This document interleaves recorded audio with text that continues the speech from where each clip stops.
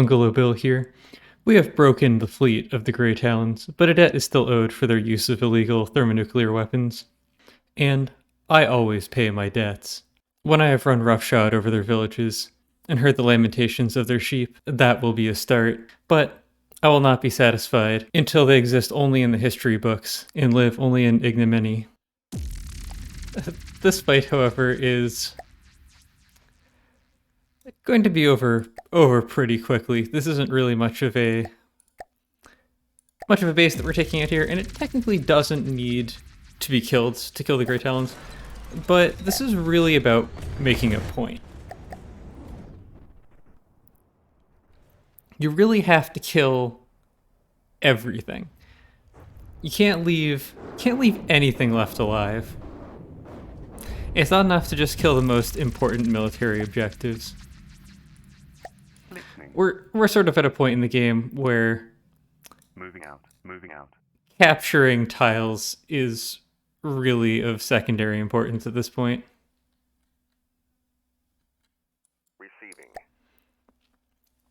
We have a lot of ships coming in here, but they're not terribly expensive. They take up a lot of volume, and I'm going to have to spawn them in to really give us a good fight here.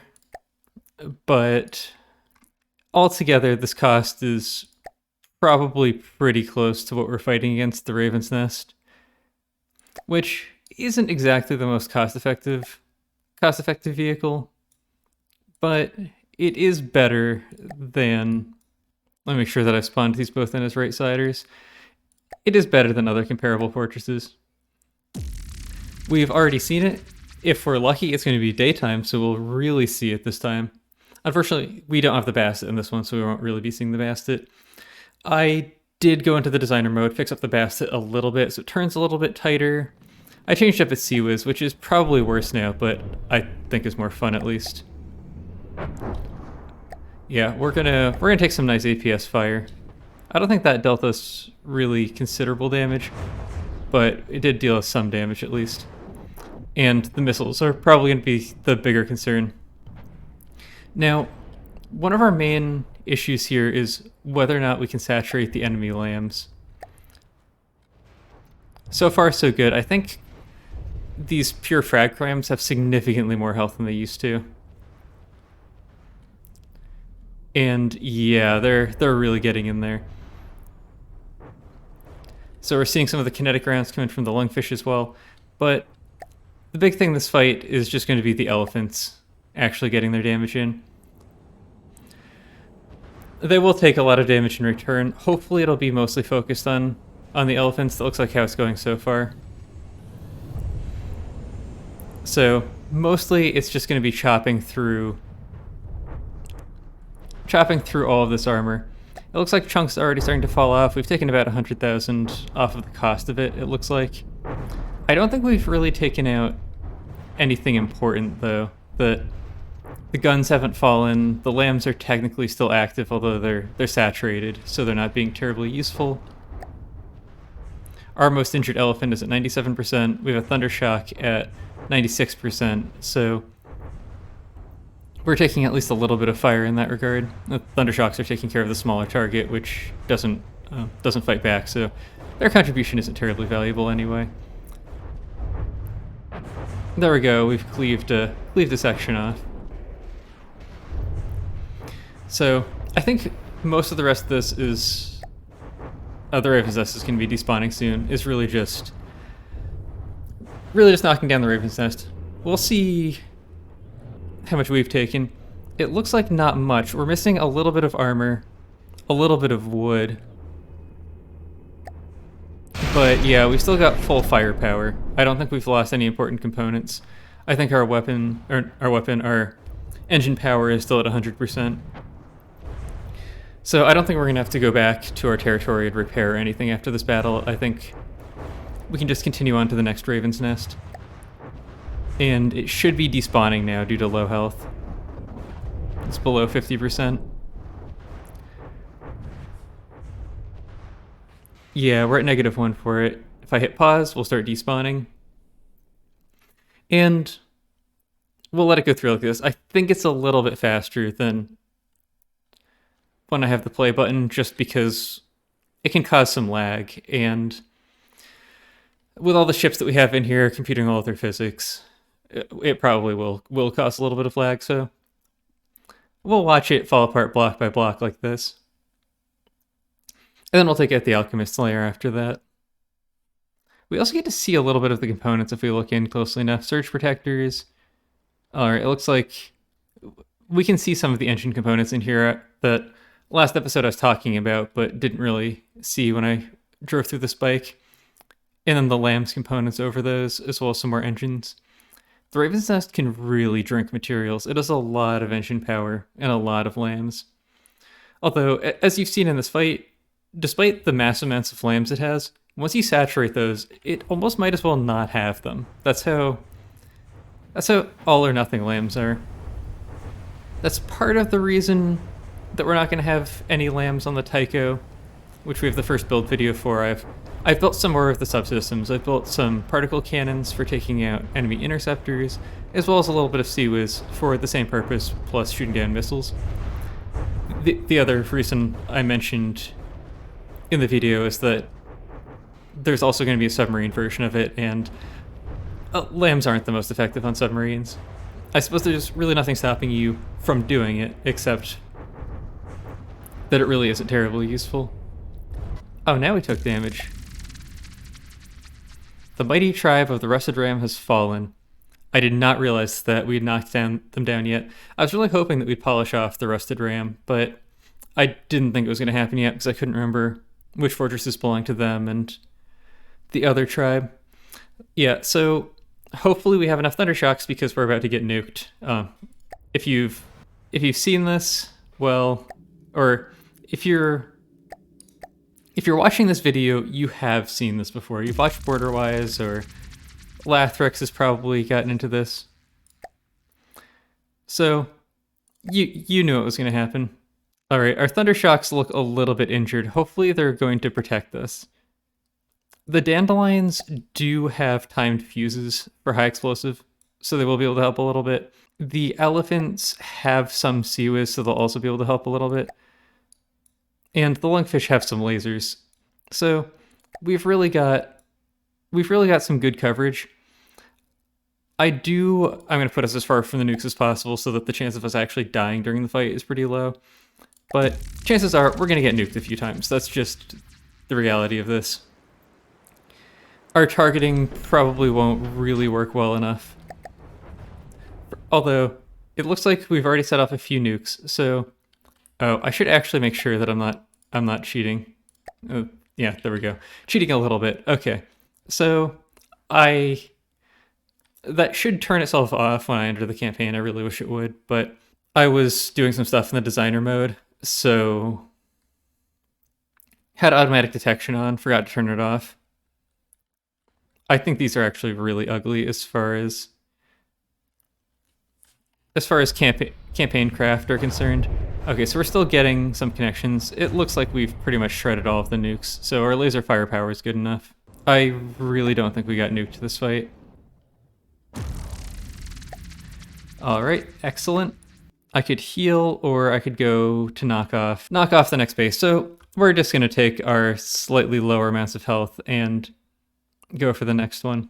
The intent here is to kill the Grey Talons in their entirety this episode. We can focus on the Scarlet Dawn and Twin Guard afterwards, which, in all likelihood, we will have a few battles against the Twin Guard. This one is probably going to happen. The Enigma Swarm against the meme ship is not something that I particularly want to see. I did have the suggestion in the comment section about some things I could do for the meme ship too, or not really the meme ship, because I mean I think it's understood that it was not intended to be a particularly good vehicle, but some things to do in the future for those sorts of weapons to make them a bit more reliable. And I may make a pocket battleship in the future. We'll see one way or another, but I may make a pocket battleship.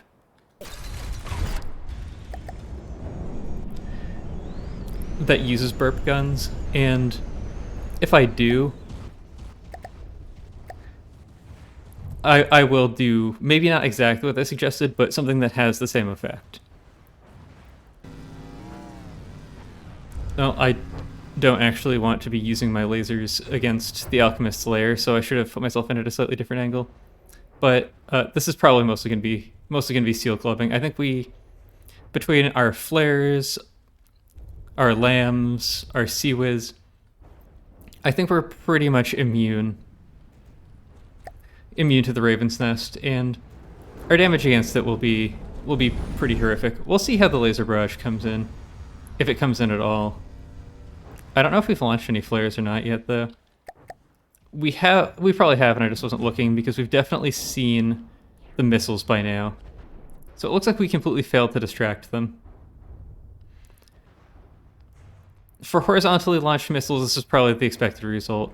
We launch our flares vertically, so we're mostly going to distract vertically launched missiles. I mean, unless these are remote guided or something, in which case we obviously won't distract them at all. Looks like we're targeting sort of lower down on the spire, which is actually pretty nice to get some damage in there early. If we do enough... I know I've seen these guns before, but I sort of forgot about these railguns. If we do enough damage to the engines, it'll kill itself for us. But for the most part, we're just here to watch the destruction, watch the black confetti fall off. Unfortunately, you can't really see the railgun fire come in. But you can see the effects of it. Actually, you could see it right there. So, when I was away on vacation, I was doing some primitive camping, and the last night that I was there, I don't know if it was sort of mating season for deer or if it was a deer shedding velvet or something, but I was lying down in my tent, and it was really cold, maybe, I don't know, 25 degrees Fahrenheit or something like that. So I was bundled up in a lot of layers, even wearing a jacket in a mummy bag, which wasn't as warm as it should have been because it was a really old mummy bag. And then all of a sudden I heard this really loud thump. It sounded like what I'd imagine an elephant stomping would feel like. And then a little bit later I heard one a little bit closer, and a little bit closer, and a little bit closer. And at this point, I could feel the ground shake. So I took my little headlamp and turned it on, and took my little pocket knife and held it in my white knuckles, and then heard this like Nazgul scream thing. I don't know the best way to describe it. It's like a very vocal, chord-backed hiss that cats make. It sounded either very angry or very in pain. And deer make a lot of strange sounds. Even at this point, I thought, despite my limited knowledge, it probably was a deer, but I wasn't terribly confident about that. And then it continues to make lots of loud thuds that are fairly earth-shaking, and then a few more of those scream noises, and then I hear it bound away down the gravel road nearby, at which point it did confirm that it was a deer, because not many things bound like that. But still, a very scary experience for me. And I thought, well, if, deer are shedding velvet or mating or whatever, I don't really want to get stepped on. Everything else taken equal, so I just spent the last night sleeping in my sleeping bag in my car, which, I mean, given how many hunters there were there, was probably also a reasonable thing to do anyway. They really started showing up the last day or two I was there. Looks like we've carved a pretty good hole, so if I can back up a little bit, maybe it'll show me some text. 62%, so it'll despawn soon. See, the damage is a little bit different than we were doing with the elephants and such. For some reason, we seem to be targeting a lower point on it. We've taken 1% damage. So with heavy armor up there, not that much. Some lacerations through this layer of vents over our custom jet engines. Glass in front of Rambot is broken, which I can accept the other damages, but that's an affront that we will simply not tolerate. 2 damaged. Fantastic. Well, okay, the Thunder Shock really took some damage at some point. Fortunately, we don't really need this. I imagine this got the attention of some missiles at some point. I've really been asking a lot of them this campaign playthrough. They do have a lot of effective hit points, so they can sponge a lot of damage for what's something that really falls into the Interceptor class. It's a little bit slow for an Interceptor, but that's really what it is. Even though I've been using it outside of that capacity and trying to fight larger things with it. Kind of just to see what it does, and occasionally just because I get caught out against something that it really doesn't have the capabilities of defeating. Its purpose was really just to kill the Twin Guard Swarmcraft and some of the Steel Strider's annoying planes and that sort of thing, like the Hakes and the Spirals and that sort of thing. But we got to put it through its paces a little bit, see some of its weaknesses. Given its low cost, I can't really build redundant systems into it, so I don't really have the expectations of it being able to take any substantial damage and keep fighting. The Tycho that I'm building is going to be very different. It's probably going to come in between the 600,000 and 700,000 mark cost-wise. And at that point, you have to have the capacity to weather heavy rail fire. Sort of like what the Anubis puts out. And the Anubis is not well optimized.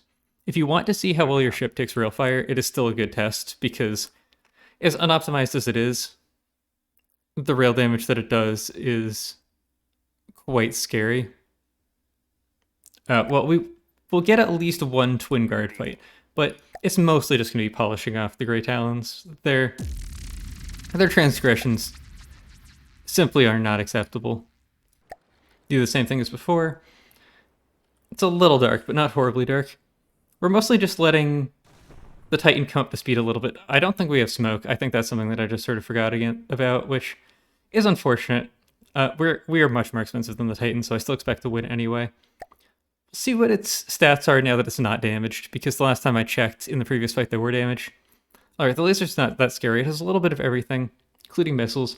I think, despite the fact that this craft is a little bit of a joke, I think we have flares. So our flares are opening up, and they'll be firing. They're almost entirely radar target signatures, so simulators. So if these are heat-seeking, they might hit us, but we have a very low thermal signature ourselves.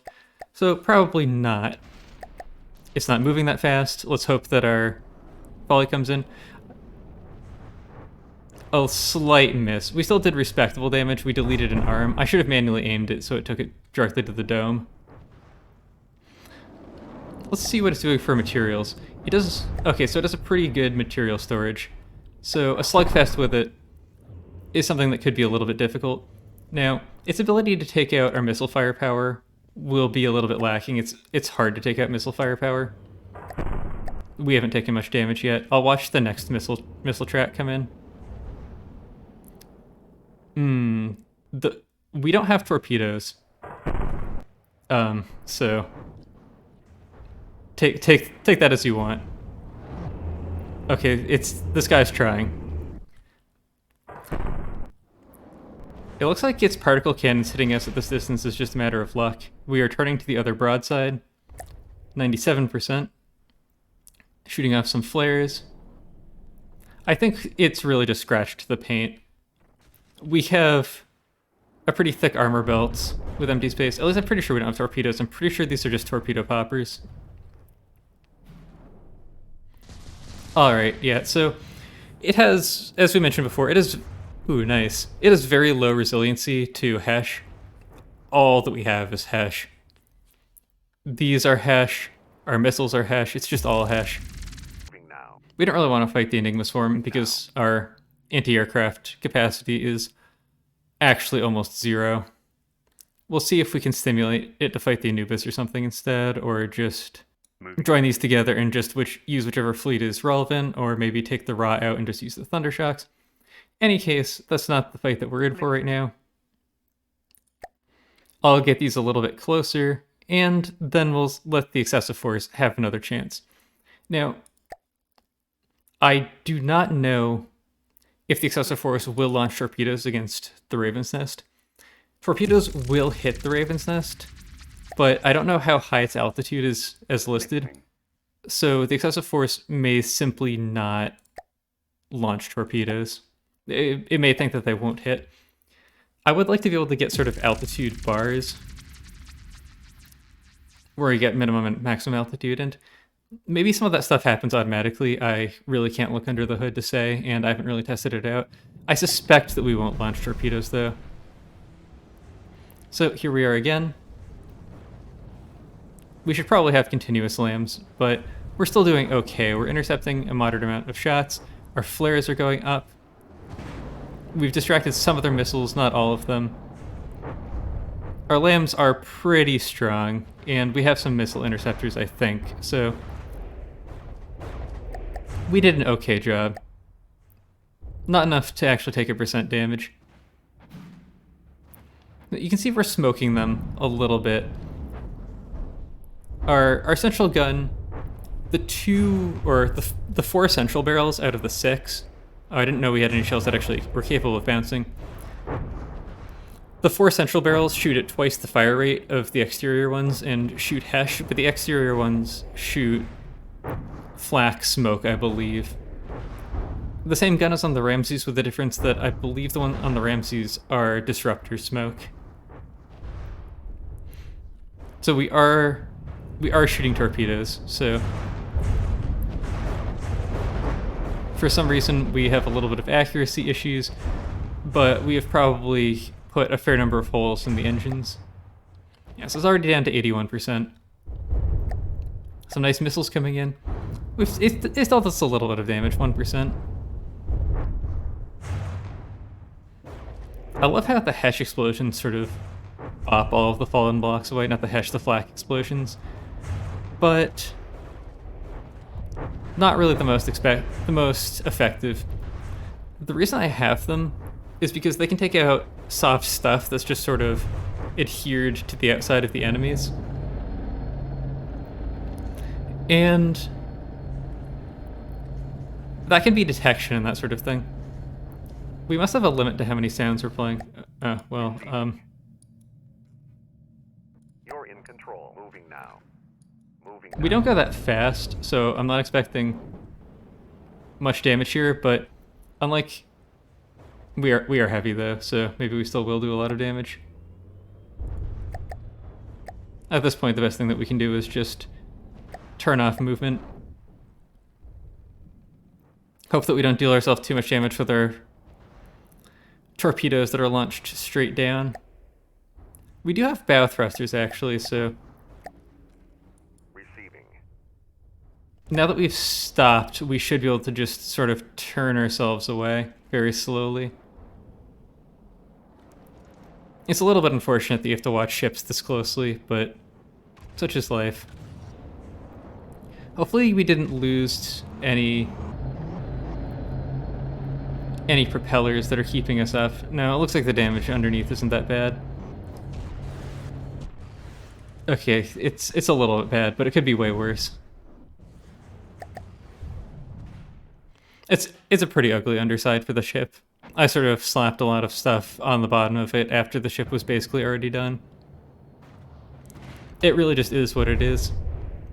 It was a little bit of a joke in itself when I built the vehicle, that it's really an excessive amount of firepower strapped onto a ship. I think that's about it.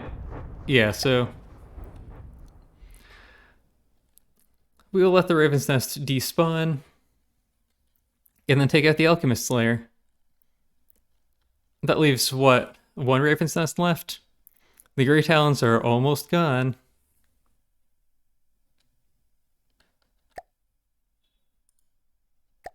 They're almost completely relegated to the history books. Engaging now. I was worried for a second there. That was a long pause.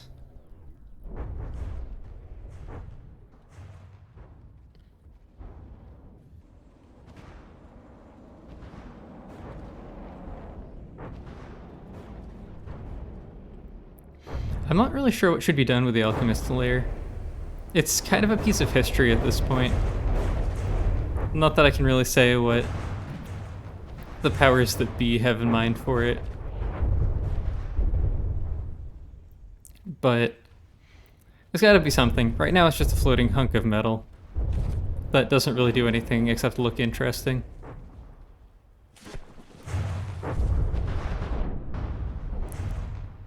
So much as it does, I suppose.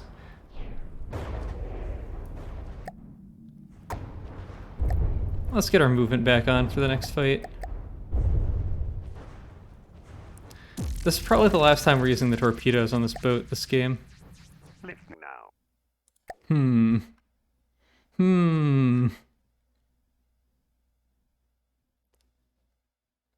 Well, that is a not good thing, certainly. Listening. Moving out. It's interesting that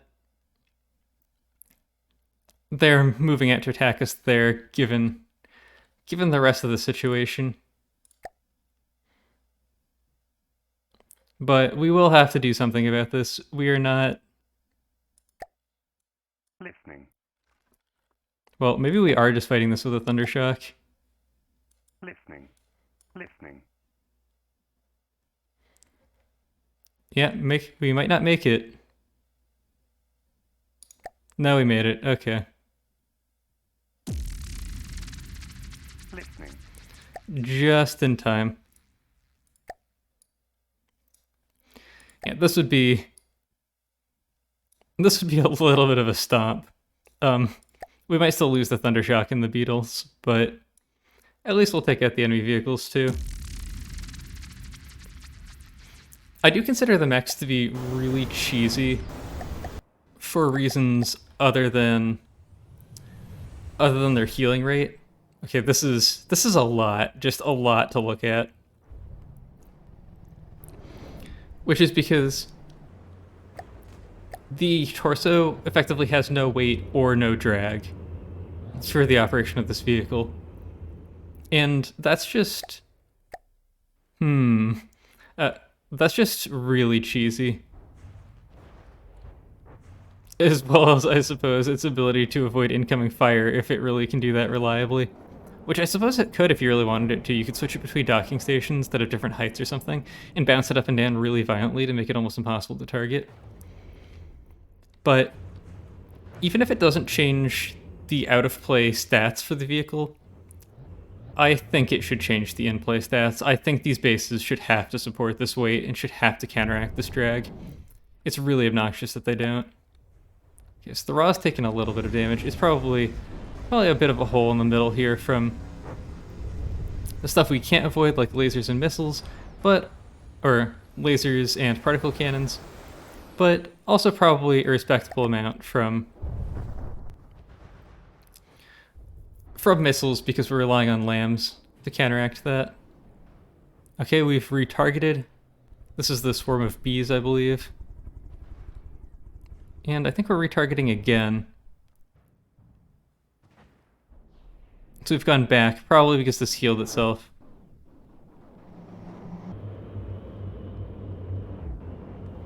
Unless we get a detonation on the Imperatrix. Or just actually shoot the base. Engaging now. This is just going to be really annoying. Unfortunately, the base has smoke unlike the torso. Oh boy, it looks like it's taking off, or at least trying to. I don't think the smoke was enough to save it, though. I think we've ripped through its engines at this point. It's slowed down pretty dramatically.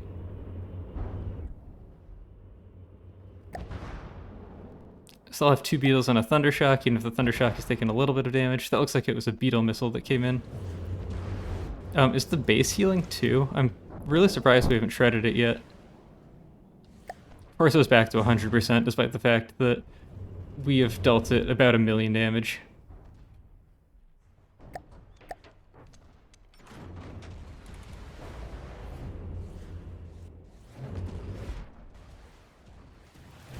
Okay, the swarm of bees is down. Thundershocks have probably finished off all of the small vehicles. Lambs are really shredding those missiles, so I guess they're never really much of a problem because this is 100% Imperatrix torso, and the Thundershock's even helping out a little bit. Oh, this is an old Thundershock too. It's shooting itself because its firing restrictions aren't perfect.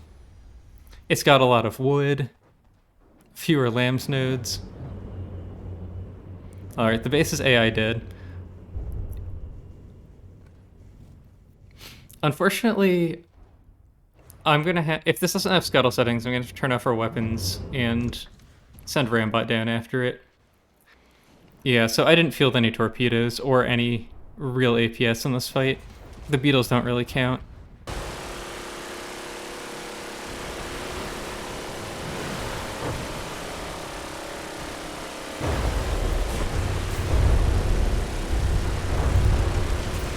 But they can really afford a very liberal use of heavy armor in these because they don't have to carry their own weight, and that makes them really annoying.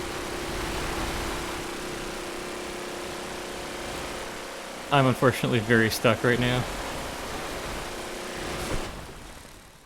Because that was a complete heavy armor room. That was really a dead end.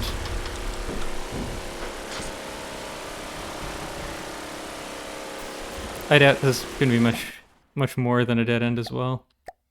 Okay, I don't know why we wound up so far from ourselves there.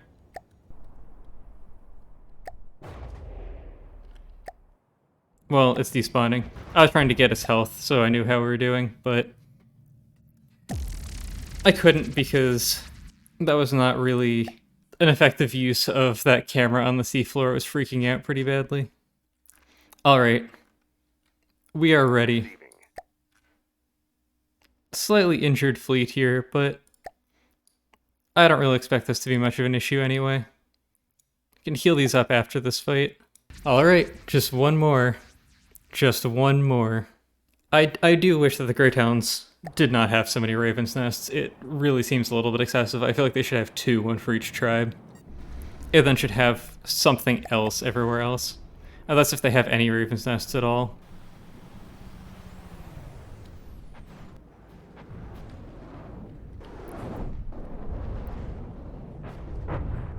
There we go, already a pretty phenomenal amount of damage coming in from the crams. These are just pure frag damage. I am interested to see if our more injured... This is potentially really bad. We somehow got Grey Talon's information instead of this. Okay, good. So this is still flying appropriately.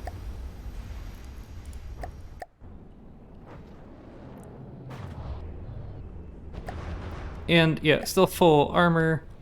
We have a damaged engine, it looks like. But that's not a huge deal. We can still operate fairly normally.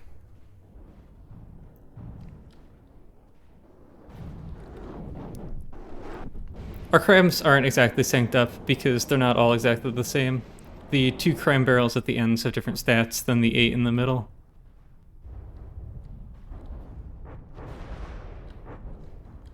So we kind of shoot 1 or 2 off later. So if you're gonna destroy a Raven's Nest, that's the fast way to do it. I do have a vehicle that's shown up just sort of occasionally in videos that I'm intending to work on. That's sort of like the new Onyx Watch interceptors. I sort of built it asking myself, well, what kind of craft would an Onyx Watch interceptor be? Despite the fact that I wasn't designing it to use the Onyx Watch aesthetic. It does the same thing, it flies over enemies and shoots down at them. It'll probably be a pretty good way to destroy fortresses because it'll be pure cram. I was going to use bombs as well. So it's going to be pure frag cram, and then the bombs, we're going to have solid bodies in them as a way to mitigate lambs. But with the crams changes, I'm just going to go with straight crams. And there's also the issue that if you're directly over a target, bombs don't work very well. Because if they need to cross the pole, they have to spin 180 degrees. And it just makes them quite poor sometimes. I did write a bug about it And the dev who got it sort of recognized that it was an issue, but closed it as declined, so he has no intention of fixing it, which I find a little bit unprofessional as a developer myself, that I would never do that. I might deprioritize it and say, yeah, okay, it is an issue, but it's not worth the time at the moment. And if you have enough bugs, there's a certain point where, okay, we'll just start closing deprioritized issues and we'll look at them if more people open them later. But I don't just get a bug and then resolve it as won't do. That's just not sort of a thing that I do. Or that my company actually really allows people to do. Is it not despawning yet? I can't read the black text, so I have no idea. Now it looks like it's at -2, I think. It's really hard to tell. I think we already destroyed the Alchemist layer. I don't know why one of our vehicles retargeted to it, but it sure did. Maybe it doesn't have the change where the anti-aircraft weapons drove the ship that I fixed, but some of the older spawned-in elephants may not have had that fix. We are so close, I can almost taste it. Although I'm certain if I actually tried to taste it and licked my monitor, it would just taste like dust, because I've not dusted my monitor since I set it up.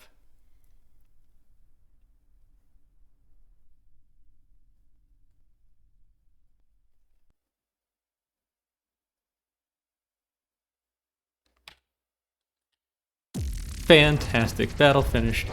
Did I miss something?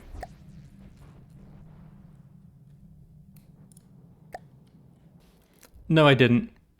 I did not get a text box that said we won, but at the same time, we despawned this coastal fortification.